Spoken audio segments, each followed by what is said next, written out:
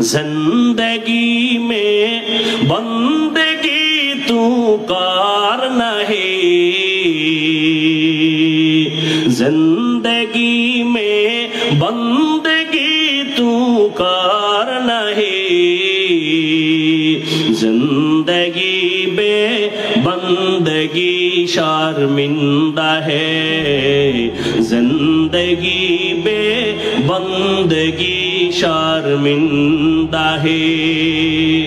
दुनिया में हो दुनिया का तलबगार न हो, बाजार से गुजर हो खरीदार न हो। ये दुनिया एक मिसल कागज फूल है, ये दुनिया एक मिसल कागज फूल है। जिंदगी में बंदगी तू कर नहीं, जिंदगी में बंदगी तू कर नहीं, जिंदगी में बंदगी शर्मिंदा है, जिंदगी में बंदगी शर्मिंदा है। जिंदगी में बंदगी कुन बंदगी, जिंदगी में बंदगी शर्मिंदा। এই জন্য কলবটা ময়লায় শক্ত হয়ে গেছে, এই কারণে চোখে পানি আসে না। আল্লাহর আযাবের ভয় তোমার অন্তরে নাই, কবরের চিন্তা তোমার অন্তরে নাই। এই ছাত্র জনতার আন্দোলনে কত যুবকের লাশ কবরে রাখলাম, করোনায় কত যুবক চলে গেল, আমার কত ছাত্র ভাই কবরে চলে গেল, কত আপন বন্ধু চলে গেছে। এমন একটা দিন আসবে আমিও দুনিয়াতে থাকবো না। আজকে আমি বক্তা বক্তা ভাব দেখাই, তুমি আজকে ডাক্তার ভাব দেখাও আমি রোগী, তুমি বড় আমি ছোট, তুমি এলেমওয়ালা আমি এলেম নাই। যতই কিছু দেখাই না কেন, সাদা কাফনের প্যাকেট যেদিন হইবা ওই দিন সব বাহাদুরি শেষ হয়ে যাবে। কি নিয়ে কবরে রওনা দিলাম? দুনিয়াতে যত বাহাদুরি করি সাদা কাফন পর্যন্ত টিকবে না। ও আল্লাহর গোলাম, আমি একা আল্লাহর আদালতে যাব, ওই আল্লাহর আদালতে কি নিয়ে দাঁড়াবো? সাহাবায়ে কেরামদের এত আমল, এত ইখলাস, এত তাকওয়া, এত সুন্দর নামাজ, এত সুন্দর তেলাওয়াত, এত সুন্দর রোজা, এরপরও জান্নাতের টিকিট হাতে পাইয়া আবু বকর নামাজে দাঁড়ায় কাঁদতেছেন। রহমতের নবী বলেন, আপনি কাঁদেন কেন গভীর রজনীতে? আবু বকর বলেন, ইয়া রাসূলুল্লাহ, আল্লাহর আদালতে কেমনে দাঁড়াবো সেই ভয়ে কান্না করি। ওমরে ফারুক কান্না করেন, এত আমল থাকার পরেও, এত ইখলাস থাকার পরেও, তাকওয়া থাকার পরেও তারা যদি কান্না করেন কবরের ভয়, হাসরের ময়দানের ভয়ে, তাহলে আপনার আমার এলেম নাই, আমল নাই। যেইভাবে নামাজ পড়লে আল্লাহ খুশি হবে ওইভাবে তো নামাজ পড়ি না, যেইভাবে জিকির করলে তেলাওয়াত করলে আল্লাহ খুশি হবেন ওভাবে করতে পারি না। তাহলে আপনার আমার কি পরিমাণ কান্না করা দরকার। কিন্তু কপাল বড় খারাপ, নিজেও কাঁদে না, কান্নাও পছন্দ করে না। এমন আল্লাহর নিমখারাম গোলাম, নিজেও কান্না করে না, কেউ কান্না করে তাও পছন্দ করে না, নিজেও পর্দা করে না, কেউ পর্দা করে তাও পছন্দ করে না, নিজেও পাগড়ি পরে না, অন্যের রাসূলের মুহাব্বতে পাগড়ি পরে তাও পছন্দ করে না, নিজেও হালাল খায় না, অন্য হালাল খায় তাও পছন্দ করে না, নিজেও তাহাজ্জুদ পড়ে না, অন্য তাহাজ্জুদ পড়ে তাও পছন্দ করে না, নিজেও তেলাওয়াত করে না, কেউ তেলাওয়াত করে তাও তার কাছে ভালো লাগে না, নিজেও আল্লাহর নামের জিকির করে না, কেউ জিকির করে তাও পছন্দ করে না। এরকম নিমখারাম কপাল পরা আছে না নাই? আল্লাহর ভয় নাই, কবরের চিন্তা নাই, মরণের কোনো চিন্তাই তার অন্তরে নাই। আর এর একমাত্র কারণ এগুলো নিজে নিজে থাকে না, কারণ চতুর্মুখী শয়তান দুনিয়া আমাকে গ্রাস করে নিতেছে। এই জন্য একজন খাঁটি আখিরাতমুখী তাকওয়াওয়ালা আল্লাহওয়ালা, যার দিয়ে তাকাইলে আল্লাহর কথা স্মরণ হয়, দিল তৈরি হয় আমলের জন্য, এদের সাথে সম্পর্ক রাখা দরকার, সোহবত রাখা দরকার। তাহলে ঈমান আমল কিছুটা ঠিক রাখা সম্ভব। মক্কার মানুষ ছিল নবী আসার আগে বড় খারাপ। নবী আসছেন, মানুষগুলো দিন দিন লাইনে আসতেছেন। নবী আসার আগে খারাপ কেন? তাদের কোনো মুরব্বী ছিল না। ঈসা নবী চলে গেছেন, আমার নবী আসার মাঝখানে মুরব্বী নাই। এই জন্য যারা মুরব্বী মানে না, তাদের লেখাপড়া, তাদের চলাফেরা, তাদের কথাবার্তায় কোনো ব্যালেন্স নাই, কোনো ব্যালেন্স নাই। যারা উল্টা পাল্টা করে, খোঁজ নেন ভালো করে, একজনেও কোনো খাঁটি আল্লাহওয়ালা মুরব্বী মানে না। গরুর গলায় রশি লাগায় যদি মালিক ধরে রাখে, আর গরুটা যদি ডানে বামে কারো ফসলে মুখ লাগায়, মালিক টান দিবে, গরু আর ফসল খেতে পারে না। ঠিক একজন আল্লাহর গোলাম কালেমার রশি গলায় লাগাইয়া আল্লাহর মোহাব্বত নিয়া আল্লাহর খাঁটি বান্দার নেক নজরে যখন চলবে, অন্যায় করতে ভয় পাইব। আমি যদি এখন একটা অন্যায় করি, আমাকে এক্ষুনি টেলিফোন করবে আমার মুরব্বী, এই হাফিজ এটা বললি কেন, তাড়াতাড়ি ক্ষমা চা। আর যদি আমি স্বাধীন মনে করি আমার কোনো জবাবদেহিতা নাই, তাহলে আমি বেপরোয়া হয়ে যাব। রাস্তায় কুত্তার অভাব নাই, আছে না নাই? বাজারে রাস্তায় অনেক কুত্তা, একটারও দাম নাই। মালিকের শিকল যেই কুকুরের গলায় লাগানো, এই কুকুরের দাম আছে। খোলা আকাশে পাখি উঠতেছে, একটা পাখির দাম নাই। মালিকের খাঁচায় যেই পাখিটা আটকানো, এটার বড় দাম। কোটি মানুষ ঘুরতেছে, মন মতো খাইতেছে, ঘুমাইতেছে, কোনো দাম নাই। ওই মানুষটার দাম যে রসুলের আদর্শের মালা গলায় লাগাইয়া আর রসুলের বন্ধু উলামায়ে আহলে হকের নেক নজরে চলে, এই মানুষটার অনেক দাম। দুনিয়াতেও দাম, আখিরাতেও দাম। ফামান কানা ইয়ারজু লিকা রাব্বিহি ফালইআমাল আমালান সালিহা। আমলের খাতা শূন্য। সাহাবায়ে কেরাম জান্নাতের টিকিট হাতে পাইয়া কেন তারা এত আমল করেছেন? আবু বকর নামাজে কাঁদতেছেন, ওমরে ফারুক কান্না করতেছেন, আল্লাহর আদালতে দাঁড়ানোর ভয়ে কান্না করেন। আল্লাহ কোরআনে বলেন, ওয়া আম্মা মান খাফা মাকাম রাব্বিহি ওয়া নাহান নাফসা আনিল হাওয়া ফাইন্নাল জান্নাতা হিয়াল মাওয়া। আল্লাহর আদালতে দাঁড়াইয়া হিসাব দেওয়ার ভয় যদি নিজেরে কন্ট্রোল করিয়া গুনাহ ছাড়ে, আল্লাহ তাকে জান্নাতুল মাওয়া দান করবেন। এরে নবীর উম্মতের দল, ওমরে ফারুকের ঘটনা আমি সব প্রায় মাহফিলে বলি। ওমরে ফারুক খেলাফতে বসা, অর্থ মন্ত্রণালয়ের দায়িত্বে বসা নবীর সাহাবী আবু উবায়দা ইবনুল জাররাহ রাদিয়াল্লাহু আনহু। ঈদ আসছে, ঈদের আগের 2-1 দিন আগে স্ত্রী ডাক দিয়া বলেন, ও খলিফাতুল মুসলিমিন, আমাদের কোনো কেনাকাটার দরকার নাই, সন্তানের কেনাকাটা লাগবে। কয় টাকা নাই। ওমর ফারুক রে বলে, বিবি ও স্বামী খলিফাতুল মুসলিমিন, বাইতুল মাল থেকে 1 মাসের অগ্রিম টাকা নিয়ে আসেন। ওমর ফারুক শুইনা চিঠি লিখলেন, আবু উবায়দা ইবনুল জাররাহ, আগামী মাসের বেতনটা আমাকে বাইতুল মাল থেকে দিয়া দাও। যখন চিঠি চলে গেল, আবু উবায়দা ইবনুল জাররাহ চিঠি পাইয়া চোখের পানি ছেড়ে কান্না করলেন। কান্না করার পরে আবার উল্টা চিঠি লিখলেন খলিফাতুল মুসলিমিন, ওমরের কাছে চিঠি লিখলেন।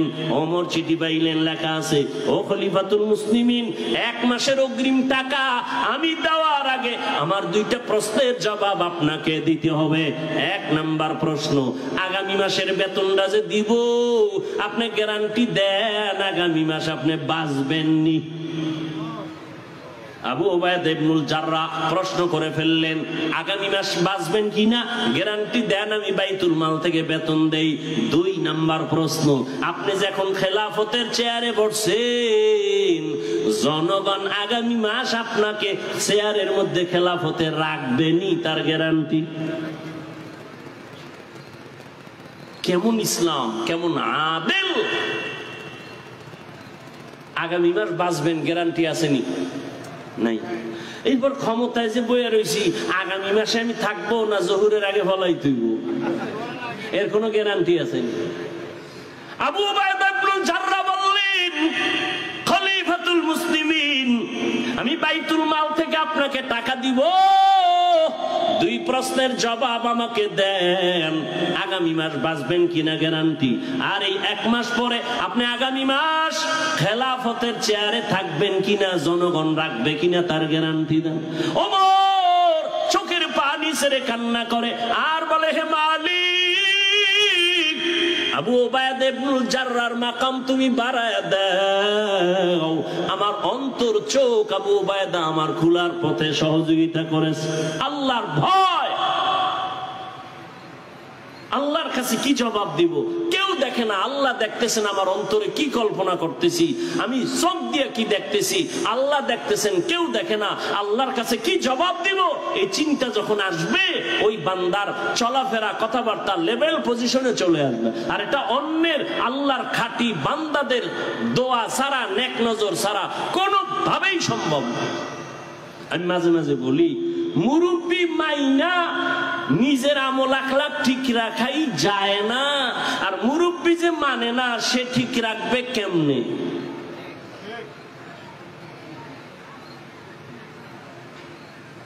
আল্লাহ আমাকে হেদায়েত দান করুন।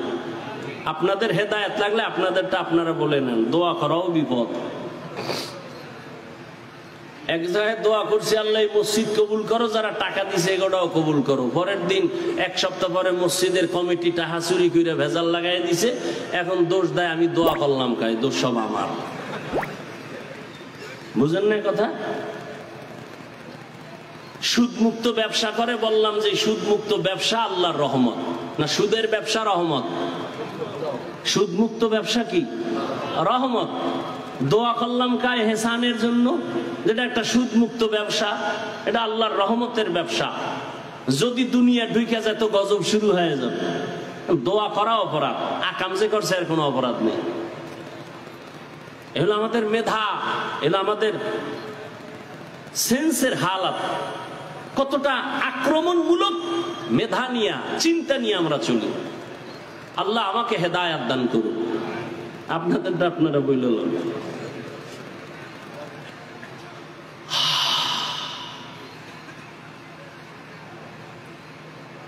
আবু বকর সিদ্দিক রাদিয়াল্লাহু তাআলা আনহু আল্লাহর ভয়ে কাঁদতেছেন, রহমতের নবীও কাঁদতেছেন। যে নবীর কোনো গুনাহ নাই সেই নবীও কান্না করতেছেন। আম্মা জান আয়েশা রাদিয়াল্লাহু আনহা বলেন, কেন কাঁদেন?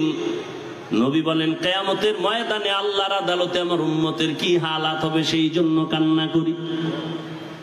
এই জন্য আমল তো করি, আরে আমলের বাহাদুরিও তো করি। আমি ভালো নামাজি, আমি পর্দা করি, আমি হালাল খাই, কিন্তু কবুলিয়তের কোনো গ্যারান্টি পাই নাই, অহংকারী করার কোনো সুযোগও নাই। আল্লাহ পাক রব্বুল আলামিনের নবী এতটা বিনয়ী হয়ে চলছেন, আল্লাহর কাছে এবার কান্নাও করেছেন। মুআজ ইবনে জাবাল বলেন, আল্লাহর কাছে ওই সুন্দর আমলটা কবুল হয়ে যাবে যে আমলের ইলম থাকবে, দ্বিতীয় গুণ থাকবে, নিয়তটা সুন্দর থাকবে। নিয়াতুল মুমিন খায়রুম মিন আমালি, আমলের থেকেও ভালো নিয়তের মূল্য বেশি। 3 নাম্বার গুণ আমি বিস্তারিত বললাম না। 3 নাম্বার ভালো আমলের গুণ হলো সবর। যে আমলে সবর নাই ওই আমলে আল্লাহর কাছে কোনো দাম নাই। ইয়া আইয়ুহাল্লাযীনা আমানুসবিরু ওয়া সাবিরু ওয়া রাবিতু ওয়াত্তাকুল্লাহ। ধৈর্য ধারণ করে এর উপরে মজবুতি অর্জন করো, কারণ ধৈর্য ধারণ করলে 2টা পুরস্কার আল্লাহ দান করবেন, একটা দুনিয়ায় আর একটা পরকালে। দুনিয়ার পুরস্কার আল্লাহ তার বন্ধু হয়ে যাবেন, আখিরাতের পুরস্কার আল্লাহ তাকে বিনা হিসাবে জান্নাত দিয়ে দিবেন। ইন্নামা ইউওয়াফাস সাবিরুনা আজরাহুম বিগাইরি হিসাব। 4 নাম্বার যেটা শুরুতেই বলেছি, ইখলাস, আল্লাহর মোহাব্বত নিয়ে আমল করা। কে আমাকে কি বলল জানি না, আমি নবীর মোহাব্বতে টুপি মাথায় দিলাম। কে বলল সাদা দিলাম কেন, সবুজ দিলাম কেন, নবীর মোহাব্বতে দিলাম। এ নিয়ে যে যা বলুক আমি শুনবো না। নবীজির মোহাব্বতে দাড়ি রাখলাম, নবীর মোহাব্বতে পর্দা করি, নবীর মোহাব্বতে আল্লাহকে সন্তুষ্ট করার জন্য আমি হালাল পথে চলি। আমি আল্লাহর মোহাব্বত নিয়ে চলি নবীর তরিকায়। আমাকে গালি দিলেও কোনো আফসোস নাই, আমার গলায় ফুলের মালা দিলেও কোনো টেনশন নাই। এক আল্লাহর ওলি বলছেন, সারা দুনিয়ার মানুষ যদি আমার নামে ফুলের মালা দিয়া স্লোগান দেয়, আর আল্লাহ যদি আমাকে ক্ষমা না দেয়, আমার এই ফুলের মালা কোনো মূল্য নাই। আর যদি দুনিয়ার মানুষ আমারে থুতু নিক্ষেপ করে গালি দেয়, আর আমার মাওলা যদি আমাকে মাফ করে দেয়, সারা দুনিয়ার মানুষ আমাকে খারাপ বললেও কোনো আমার আফসোস নাই। সারা দুনিয়ার মানুষ আমাকে খারাপ বলুক, কোনো আফসোস নাই, আমি আল্লাহর মহব্বতে চলতেছি। সারা দুনিয়ার মানুষ বলে আমি খারাপ, আমি আমার অন্তরকে জিগে আমি আসলে কে, আমি ভালো না খারাপ। এজন্য আকাবিরিন যারা আল্লাহওয়ালা তাদের জিগাইলে ভাইজান কেমন আছেন, কয় ভালো নাই। কয় আপনার বাড়ি ঘর সবকিছু ভালো, ভালো নাই কেন বলেন? আল্লাহওয়ালার তো ভালোই বলে। আমার ইমানের হালাত ভালো না, এই জন্য বলছি আমি ভালো নাই। ইমানের হালাতের উপর আমি ভালো আর খারাপ, আমার আমলের ইখলাসের উপর আমি ভালো আর খারাপ, এই চিন্তাই তো আমাদের ভেতরে নাই। ও আল্লাহর বান্দারা, আল্লাহর কাছে পেছনের গুনাহ থেকে তওবা করো। তওবা করিয়া আল্লাহর কাছে ইখলাসওয়ালা জিন্দেগি বড় দামি এক জিন্দেগি, ইজ্জতের জিন্দেগি বড় দামি জিন্দেগি, আদবওয়ালা জিন্দেগি বড় দামি জিন্দেগি। আল্লাহর কাছে তওবা করে নেই। ও পর্দার আড়ালের মা বোনেরা, ও যুবক বাবারা, ও ছাত্র ভাইরা, খবরদার আল্লাহর কাছে তওবা করে নেই।